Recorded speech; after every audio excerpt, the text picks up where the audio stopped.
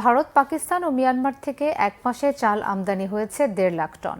সরকারি পর্যায়ে দেশে চালের বাজার স্থিতিশীল রাখতে এই বছর 9 লাখ টন চাল আমদানির কথা জানিয়ে খাদ্য উপদেষ্টা বলেছেন, চাল আমদানি বাড়ায় দেশে চালের দাম কমেছে। তবে ব্যবসায়ীরা বলছেন, প্রক্রিয়াগত জটিলতা, এলসিতে ব্যাংকের অনীহার কারণে বেসরকারি পর্যায়ে চাল আমদানি না বাড়ায় এবং মিলারদের মজুদের কারণে বাজার এখনো অস্থিতিশীল। চট্টগ্রাম থেকে নাসির উদ্দিনের তথ্য ছবিতে রিপোর্ট। এবার আমন মৌসুমে অকাল বন্যার কারণে ধান উৎপাদন কম হওয়ায় স্বাভাবিক নিয়মে চালের উৎপাদনও কমেছে। এতে চাপে পড়ে সরকার ঘাটতি মেটাতে প্রাথমিক পর্যায়ে 9 লাখ টন চাল আমদানির সিদ্ধান্ত নেয়। সরকারি সিদ্ধান্ত অনুযায়ী বিদেশ থেকে একের পর এক জাহাজে চাল আসছে চট্টগ্রাম বন্দরে।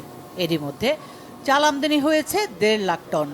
খাদ্য অধিদপ্তর এসব চাল দ্রুত খালাস করে ছড়িয়ে দিচ্ছে সারা দেশে। যখনই আমরা সরকারিভাবে আমদানি করছি এবং প্রাইভেট ইম্পোর্টও কিন্তু আমরা প্রচুর অনুমতি দিয়েছি।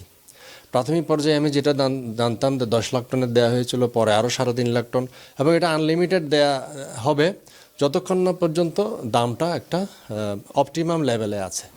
চট্টগ্রাম বন্দরে জাহাজ থেকে চাল খালাস কার্যক্রম ঘুরে দেখেন খাদ্য উপদেষ্টা আলী ইমাম মজুমদার। এ সময় তিনি সাংবাদিকদের বলেন, সরকার বাণিজ্যকে রাজনীতির সাথে মেলাবে না। যেখান থেকে কম দামে পাওয়া যাবে সেখান থেকে আমদানি করা হবে। বাণিজ্যকে আমরা রাজনীতির সাথে মিলাচ্ছি না। ভারত যেহেতু আমাদের নিকটতম প্রতিবেশী এবং ওইখান থেকে আমদানি খরচ তুলনামূলকভাবে কম, তুলনামূলক সস্তা দামে পাওয়া যায়, সুতরাং ওখান থেকে আসাটা অব্যাহত আছে, এটা আমরা ওয়েলকাম করছি। পাশাপাশি মিয়ানমার কিন্তু তার চাল বিক্রির ব্যাপারে আরও চাল বিক্রি করতে চাচ্ছে তারা আমাদের কাছে। আমরা আরও আনতে থাকবো এবং সেটা বাড়ার সুযোগ আর থাকবে না, বরং ক্রমান্বয়ে কমবে। এদিকে চাল ব্যবসায়ীরা বলছেন, জটিল আমদানি প্রক্রিয়া, ব্যাংকে অস্থিরতার কারণে চাল আমদানির প্রচুর অনুমোদন নিলেও হয়েছে কম। একই সাথে বড় কর্পোরেট হাউসগুলো বিপুল পরিমাণ চাল নিজেদের কবজায় নিয়ে যাওয়ায় বাজারে সংকট থেকেই যাচ্ছে।